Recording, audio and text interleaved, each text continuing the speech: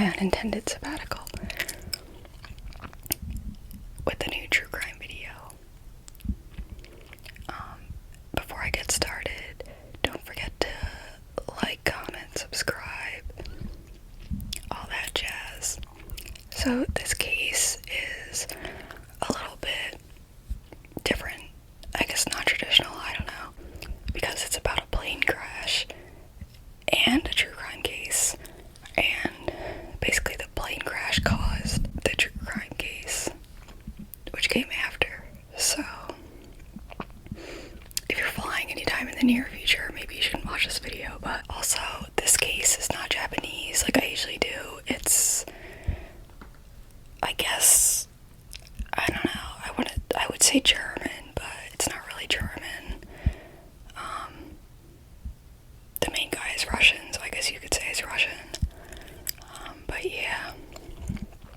So, this case is about the 2002 Überlingen mid-air crash. Collision, yeah, that's what it's called. Mid-air collision. Oh yeah, so my point about it being a Russian case is that I'm probably going to pronounce the names of stuff wrong, because Japanese pronunciation is the only one that I know. So, you'll have to forgive me for that.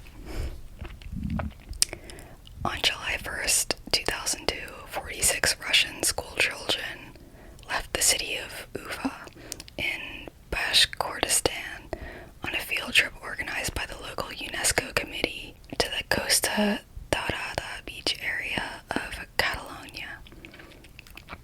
They took a train overnight to Moscow and arrived on June 29th and were driven to the airport, but their driver accidentally took them to the wrong one, so they missed their original flight, and they ended up staying in Moscow until July 1st, where they got onto an arranged charter flight bound for Barcelona International Airport, which is now called Josep Tarradellas Barcelona El Prat Airport. Anyway, Bashkirian Airlines Flight 2937 departed from Moscow Domodedovo Airport at 10:48 p.m. Moscow time, with a total of 60 passengers and 9 crew on board. Most of the parents of the children on the flight were high-ranking officials in Bashkortostan, with one of them even being the head of the local UNESCO committee, which is why they were going on such a bougie field trip. Their plane was a Tupolev Tu-154M, built in 1995, and the crew flying it were all experienced pilots. 52-year-old Captain Alexander Mikhailovich Gross, who had 12,000 flight hours under his belt, 40-year-old First Officer Oleg Pavlovich Grigoriev, who was the chief pilot of Bashkirian Airlines and had 8,500 flight hours, and who was evaluating Captain Gross's performance on the flight. I don't know if that was some kind of official checkup or something, but yeah. Along with the two of them, there were 3 others in the cockpit. 41-year-old pilot Murat Akadovich Idkulov, with close to 7,900 flight hours, who was usually the first officer but wasn't officially on duty since it was the captain's assessment flight. 50-year-old Sergei Gennadyevich Karlov, a flight navigator with approximately 13,000 flight hours, and 37-year-old flight engineer Oleg Yurikovich Valiyev, who had almost 4,200 flight hours. All of them had thousands of hours each flying, specifically the Tupolev Tu-154M, so they were all perfectly at home behind its controls. It wasn't like it was the first time any of them had ever been in this plane. At the same time, DHL International Aviation ME Flight 611 was making a flight from Bahrain International Airport to Brussels Airport, with a stop at Orio al Serio Airport in Bergamo, Italy. The plane, a Boeing 757-23 APF cargo aircraft built in 1990, was on its way from Italy to Brussels, being flown by 2 Bahrain-based pilots, 47-year-old British Captain Paul Phillips and 34-year-old Canadian First Officer Brant Campione.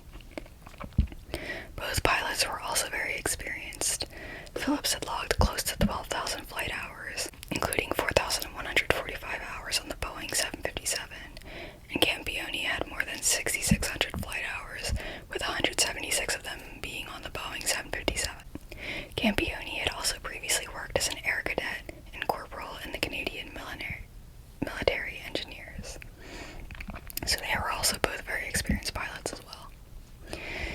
So from here on out, to keep things from getting too confusing, I'm going to refer to the DHL Flight 611 as just the DHL plane, and the Bashkirian Airlines Flight 2937 as just Flight 2937. Around 11:20 p.m., DHL Flight 611 entered South German airspace, which was controlled from Zurich, Switzerland by the Swiss Federal Airspace Control Company SkyGuide. The air traffic controller working at the time was Peter Nielsen, and he was the only one on duty, burdened with working 2 workstations at one time. The DHL plane reported to the control center, and Nielsen told them to climb from 26,000 feet to 32,000 feet. The DHL plane requested permission to keep going up to 36,000 feet to save fuel, and Nielsen gave them the okay on that. The DHL plane completed the climb at 11:29 and 50 milliseconds p.m. and maintained at 36,000 feet. Flight 2937, which had also just entered South German airspace at the time, also contacted Nielsen at 11:30 p.m. and they were at 36,000 feet as well. Nielsen acknowledged them, but didn't tell them to change their altitude, and he didn't tell the DHL plane to either, and so that put both planes on a collision course. 3 minutes later, Nielsen realized the danger and contacted Flight 2937, telling them to descend 1,000 feet to 35,000 feet to avoid a collision with the DHL plane. The pilot of Flight 2937 initiated the descent, and only seconds later, their plane's TCAS told them to climb, while the TCAS on the DHL plane told the pilots to descend. So the TCAS is an airborne electronic system that employs radio signals for surveillance of nearby aircraft. Once another plane is within 1,000 feet of another plane, the TCAS considers it an intruder and issues an alert that there's traffic and shows the pilot where the traffic is located. The TCAS will calculate the intruder's speed and altitude and any changes as the planes both continue on their course, and estimate whether or not the intruder plane will cross the path of the other plane, and if it does, the TCAS will issue a resolution advisory telling the plane it's on how to maneuver to avoid a collision. It'll also communicate with the intruder plane's TCAS, telling that plane to change course as well to avoid the collision even more. And usually that order is the opposite of what the original plane's TCAS said to do. For example, if the original plane's TCAS says to descend 1,000 feet, the intruder plane's TCAS will say climb 1,000 feet. The orders from the plane's TCAS systems would have allowed them to avoid the collision, so that system was correct. It was operating correctly, and there was no error. The DHL plane's pilots listened to their TCAS and initiated a descent, but they couldn't immediately tell Nielsen about it because he was busy dealing with Flight 2937. The crew of 2937 were descending as Nielsen had told them, and they ignored their TCAS's instruction to climb. So both planes had been at 36,000 feet, and now they were both descending together to 35,000 feet. So basically nothing about the situation changed. They were still going to crash into each other. Nielsen wasn't aware of the TCAS's alerts, since it's up to the pilots to inform air traffic control. The system at the time didn't do it. He repeated his instructions to Flight 2937 to descend, and told them incorrect information about the position of the DHL plane, saying it was to their right when it was really to their left. The DHL plane's descent rate was about 2,400 feet per minute, so it was descending a bit slower than Flight 2937, which was going at about 2,500 to 3,000 feet per minute. The DHL plane's TCAS had instructed them to descend faster than that, though. They were starting to catch on that something was wrong, and so they increased their descent rate. Well, the alert from the TCAS was their clue that something was wrong, because, planes aren't supposed to get that close to each other, really. About 8 seconds before the collision, Flight 2937's crew became aware of the situation when they saw with their own eyes the DHL plane coming toward them from the left, and to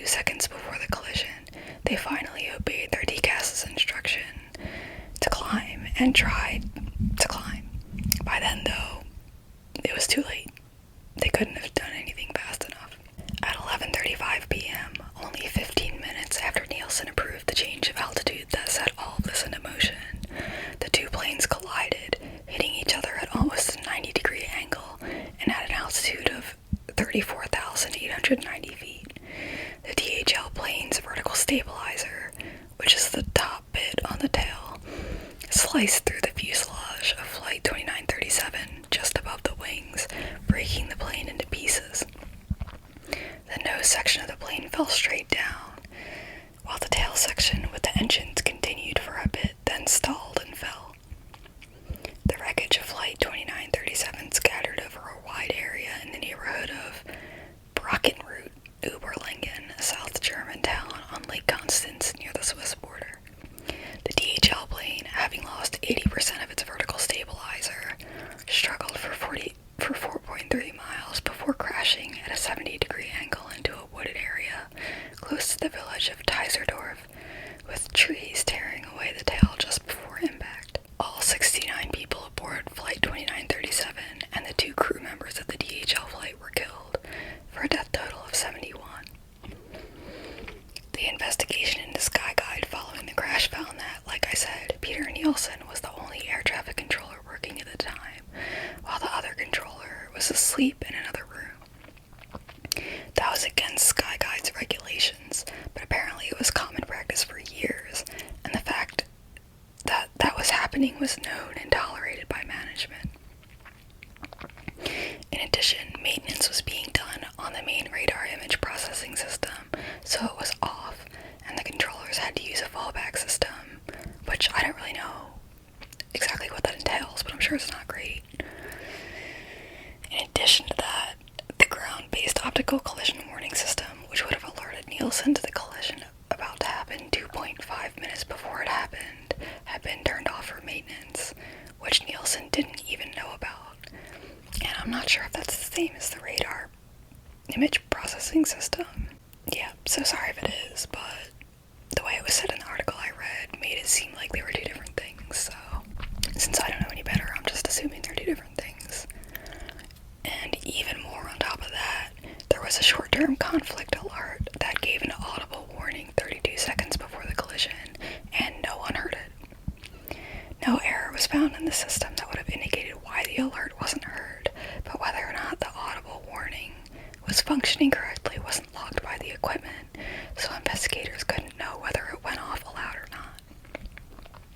And apparently, even if Nielsen had heard the alert, by the time it went off, it would have been impossible for the air traffic controller to find and issue a resolution order to prevent the crash. So, the BFU, which is the German Federal Bureau of Aircraft Accident Investigation, investigated the crash, and the 3 countries involved all gave statements with their findings, and they all put the blame on different people.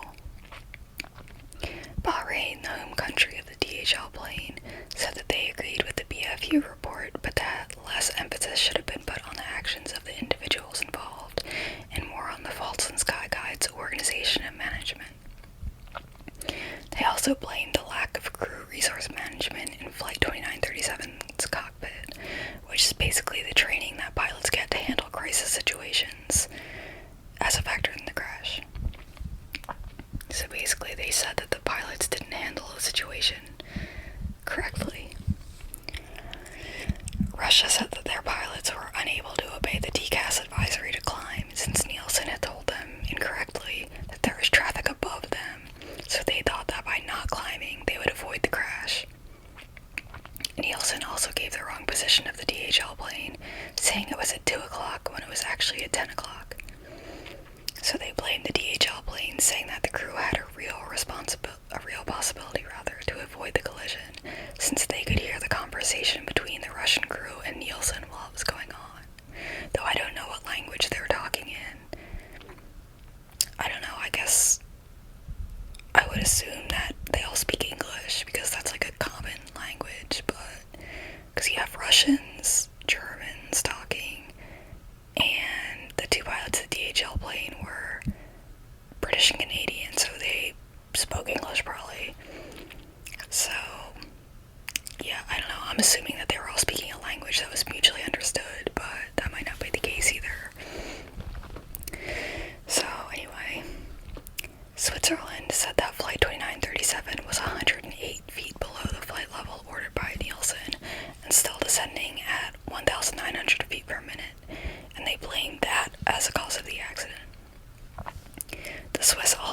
wanted the BFU to make a formal finding that the TCAS advisories would have been useful if obeyed immediately, which is true, but the BFU declined to do that for whatever reason.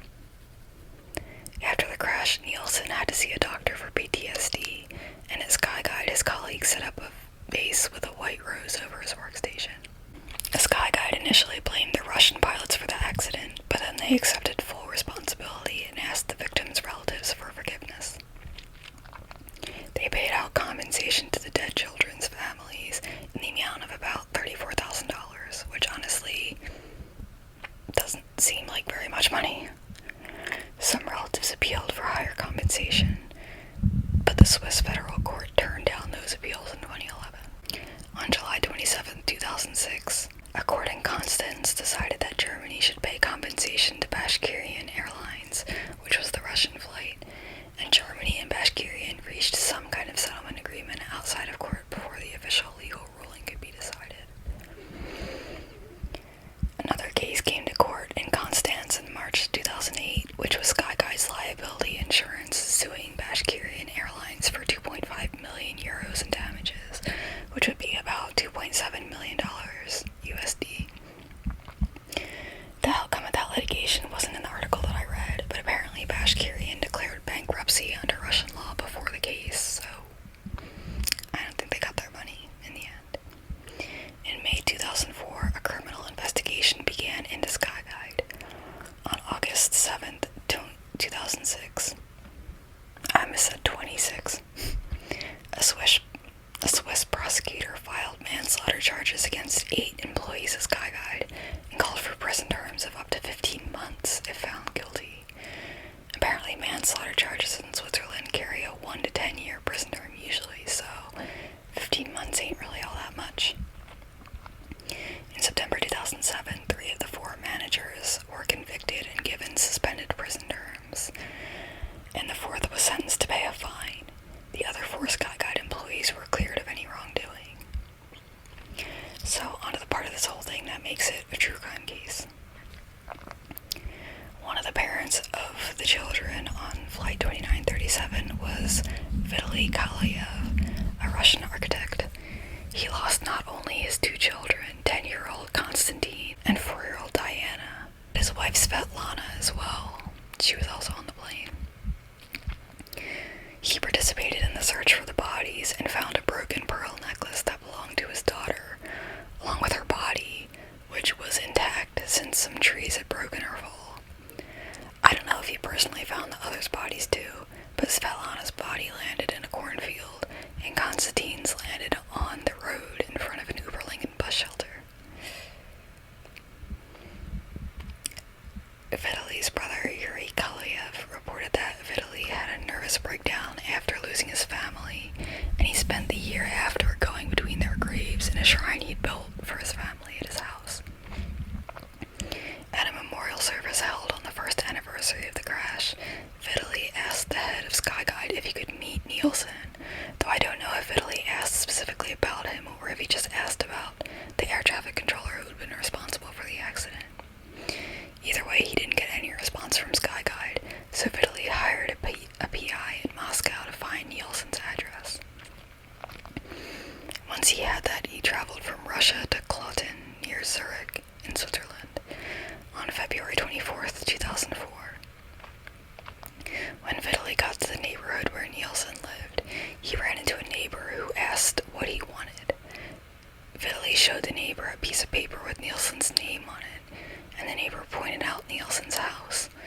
Instead of knocking on the door, Vitaly sat down in their yard, and when Nielsen noticed he was there, he went outside to ask what he wanted. His 3 kids came outside with him, but his wife tried to call the kids back, and then she heard what was described as a kind of scream, as Nielsen was stabbed several times. A few minutes after the stabbing, Nielsen died at the age of 36, right in front of his wife and 3 kids.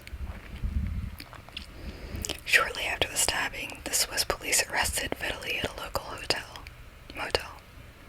During his trial, Vitaly told the judge that the plane crash ended his life, that he was crushed by the loss of his family, and that, quote, "I have been living in this cemetery for almost 2 years, sitting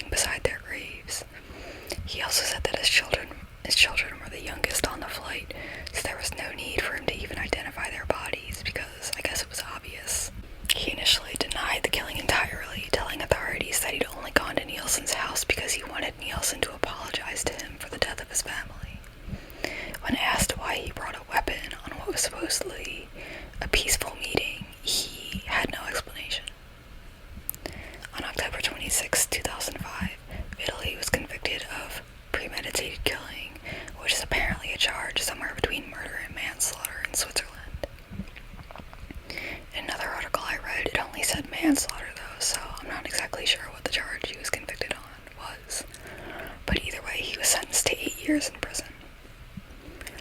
The same year, though, the Swiss Supreme Court reduced the sentence to 5 years and 3 months.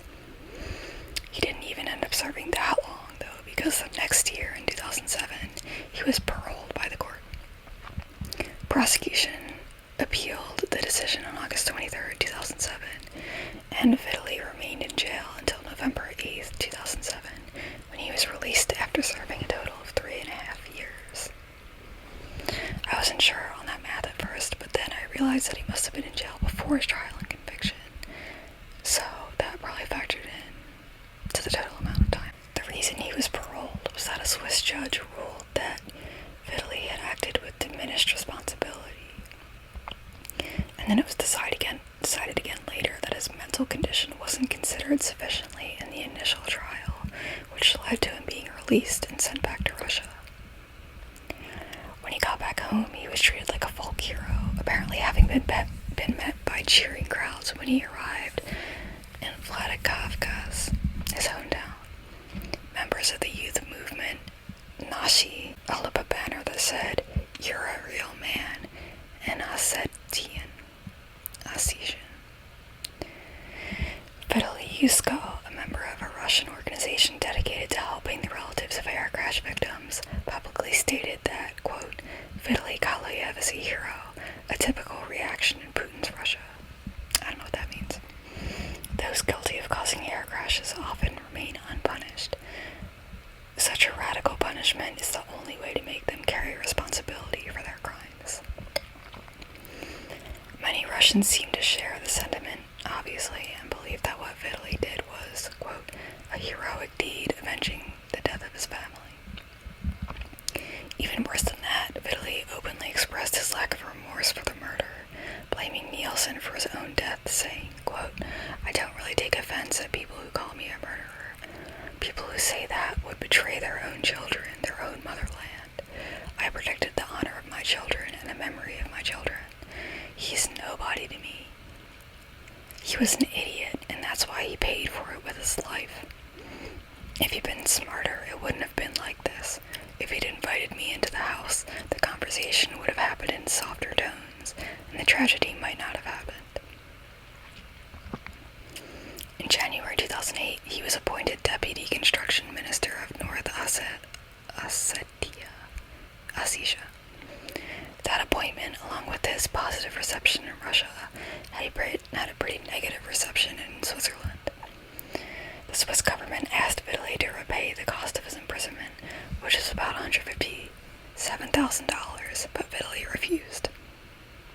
Vitaly tried to travel to Germany for the 10th anniversary memorial of the crash in 2012, and he was immediately detained by German authorities at the Munich airport, saying that his passport was on a Swiss watch list. Russian consular authorities protested the detainment, and the Germans released Vitaly the same day after Russian diplomats agreed to accompany him to the ceremony. Quote, "The German authorities apparently do not want to let me attend the morning ceremony," Vitaly told the Interfax news agency in a telephone interview. "They think for some reason that my presence there is unnecessary, although all my family perished in the plane crash." The Swiss delegation to the ceremony had objected to his presence there, but it seems like Vitaly ended up going anyway after all, because the governor of North Ossetia, Timuraz Mamsarov, wrote in a blog post, quote, "Accompanied by Russian diplomats, he will go to the site of the tragedy." Also in 2012 or 2013, Vitaly remarried to a woman named Irina Tsarasova, who was an engineer at OAO Sevkavkanzenegro. And on December 25th, 2018, Irina gave birth to twins, a boy and a girl. On June 15th, 2015, a petition was filed by the North Ossetia Alania government calling for the dismissal of Vitaly from his position as Deputy Construction Minister because it damages Russia's relationship with other countries. The petition was published in a 2016 article in the Journal of Defense Management. On January 15, 2016, Vitaly retired from the position, and he was awarded the highest state award by the local government, the Medal to the Glory of Ossetia, achievements improving the living conditions of the inhabitants of the region, for educating the younger generation, and maintaining law and order. Ironically, he was given the medal on his 60th birthday. So, I'm going to talk about the circumstances of the crash a little bit. At the time, the TCAS system, which was the radar that could have avoided the crash if the pilots had listened to its instructions, was relatively new, having only been mandatory on planes in Europe since 2000, so for 2 years at the time of the crash. The TCAS system is programmed to assume that both planes' crews will immediately follow the system's instructions, but the manual for the system didn't clearly state that the TCAS orders should take priority over anything the air traffic controller says, which seems like it's the case now. At the time, though, there was confusion about which should take priority, the air traffic controller or the TCAS, so that's why one plane's pilots listened to it and the other planes didn't. The manual described TCAS as, quote, a backup to the ATC, air traffic control system, which could be wrongly interpreted to mean that the air traffic controller instructions have higher priority. This ambiguity was in the Tu-154 Flight Operations Manual, which was the Russian plane. And that manual was contradictory in the way it talked about the TCAS multiple times. In Chapter 8, Section 18, Paragraph 3.4, I don't know, that section emphasized the role of air traffic controllers and describes TCAS as an additional aid, while the same chapter basically forbade maneuvers contrary to the TCAS. After investigating the crash, the BFU recommended that the ambiguities in the manual should be resolved in favor of obeying TCAS advisories even when they were in direct conflict with the air traffic controller instructions. How it's supposed to be is that if there's an alert from the TCAS, the pilot should immediately do as the TCAS says unless it's unsafe to, and they should tell the air traffic controller when they can, and only return to their previously assigned clearance or any new clearance given by the air traffic controller after the alert from the TCAS is resolved. Part of the issue, too, was that Nielsen had no way of knowing that the TCAS had issued an advisory to either of the two planes. And since there was supposed to be an automatic notification to the air traffic controller of any TCAS advisories in the planes under their control, but that hadn't been deployed worldwide yet at the time of the crash. Before the Überlingen mid-air collision in 2002, there was a similar incident in 2001, the Japan Airlines mid-air incident, which also involved confusion between conflicting TCAS and air traffic controller commands. Similarly, one of the planes got conflicting orders from the TCAS and the air traffic controller, and one pilot followed the TCAS while the other ignored it. There ended up not being a crash, though, because one of the pilots made evasive maneuvers when he saw the other plane with his eyes. That's how close it was.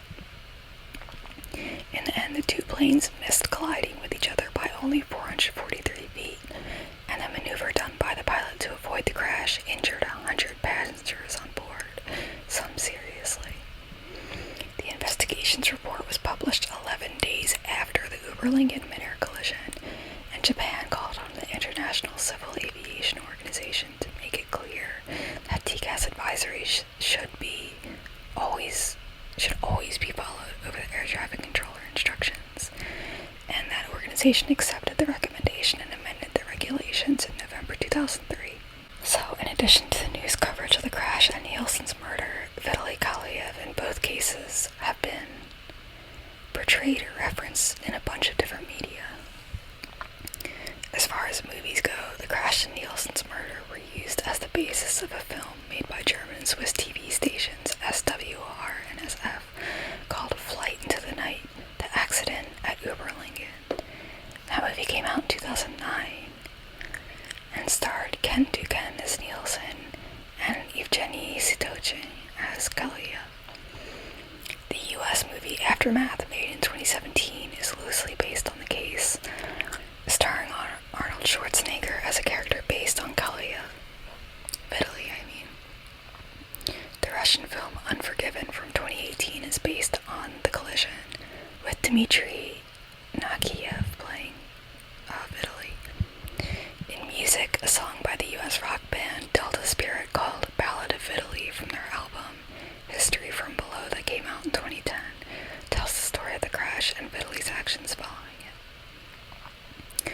The case has also been featured in a bunch of podcasts. On February 3rd and February 10th, 2019, Case File True Crime Podcast, Peter Nielsen, Case 106, Parts 1 and 2, covered the story of the mid-air collision and the subsequent murder. On January 12th, 2021, the Hard Landings Podcast covered the story in episode 64 called The Überlingen Mid-Air Collision. On May 5th, 2022, Black Box Down covered the events of the Überlingen mid-air collision and the following murder. On March 31st, 2023, Cautionary Tales with Tim Harford covered the story in Cautionary Tales, The Vigilante, and the Air Traffic Controller. As far as TV goes, the collision was featured in multiple segments of the Canadian TV series Mayday, one episode called Deadly Crossroads during Season 2, 2004, called Air Emergency and Air Disasters in the U.S., and Air Crash Investigation in the UK and elsewhere around the world. The dramatization was broadcast in the United States under the title A Father's Revenge, and with the title Mid-Air Collision in the United Kingdom, Australia, and Asia. Italy was played by Krasimir Bosiljevic. The flight was also included in a Mayday Season 8, 2009 episode called Science of Disaster, or it was a Science of Disaster special titled System Breakdown, which looked at the role of air traffic controllers in aviation disasters. The National Geographic Channel documentary series Seconds from Disaster featured this mid-air collision in the episode entitled Collision at 35,000 feet, released on September 26, 2011.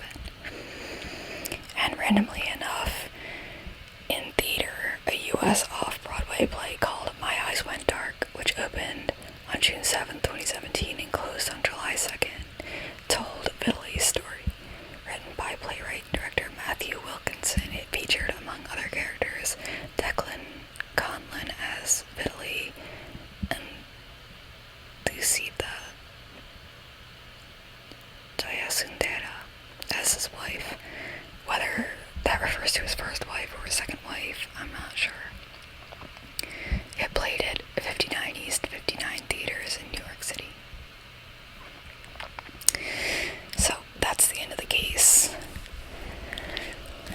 I feel kind of conflicted about this one because, honestly, I feel bad for Peter Nielsen.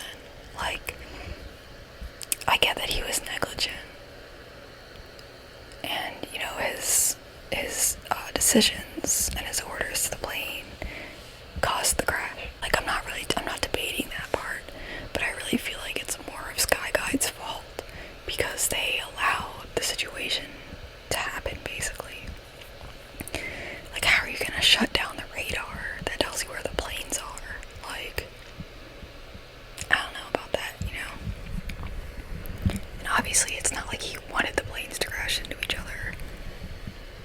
So, also, I do think it's the pilot's fault a little bit too, though I feel kind of bad saying that because they didn't want their planes to crash either, and they were just doing what they thought was right by listening to what the air traffic controller told them.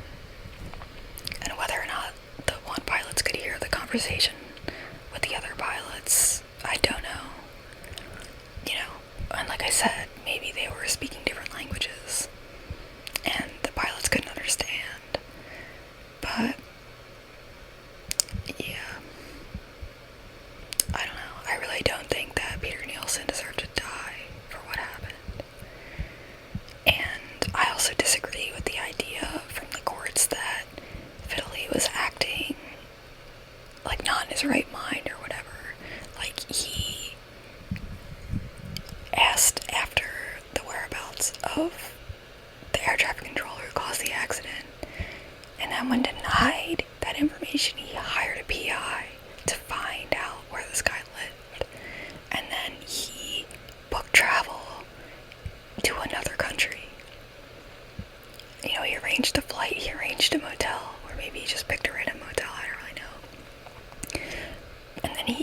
got on that plane and traveled to another country. And then when he landed in the other country, he went to the guy's house, armed with a knife. Like, that knife didn't just fall out of a tree or something, you know, he had that knife. And you don't go to talk to someone at their house and then lure them outside with a knife just because you want them to apologize. So, like, it would be one thing if they happen to run into each other at the supermarket and, like, Fiddly got so overwhelmed with emotion that he beat Peter to death or something. Like, that would be one thing. You could argue that that was done, like, in a diminished state of responsibility out of raging emotions, you know, but, like, he waited 2 years after the crash and then traveled internationally to kill this guy. Like, in the US, I'm pretty sure that would be first-degree murder, or maybe second-degree murder, but, like, he intentionally tracked down the person that he blamed for the plane crash. So, that's not something that you do when you're overwhelmed with grief. Like, that just has too high a degree of, like, planning and, like, thought outness, you know, for me to be able to believe that it was out of grief. And I mean, I feel like a lot of people are on Vitaly's side. Like, a lot of the movies and plays or whatever seem to be sympathetic to him. And, like, as much as I tried to find information about Peter Nielsen, I couldn't really find anything about it. The stuff that came up was only just articles about Vitaly, you know, and about his murder. Like, I couldn't even find out, like, where he was born or, like, anything, like, even the most basic information. So, I feel like a lot of people are on Vitaly's side as, like, the grieving father and all that stuff, and, like, I do feel bad for it. But you don't just go out and murder someone, you know? Like, that's pretty fucked up. And Peter Nielsen didn't get off scot-free. Like, he had PTSD because of the crash. Whereas Vitaly's just going around being like, yeah, he was such a moron, he deserved to die. It's his fault that he died. Like, just the complete lack of remorse, honestly, is pretty fucked up, in my opinion. Let me know in the comments what you thought about this case. And I'll be back with another video, hopefully soon. I recently went to San Francisco and got a tattoo back in April, and I made, like, a little vlog about that. That'll probably be my next video, so definitely check that out if you're interested. It was a pretty fun little trip. And yeah, have a good night. I'll see you in my next video.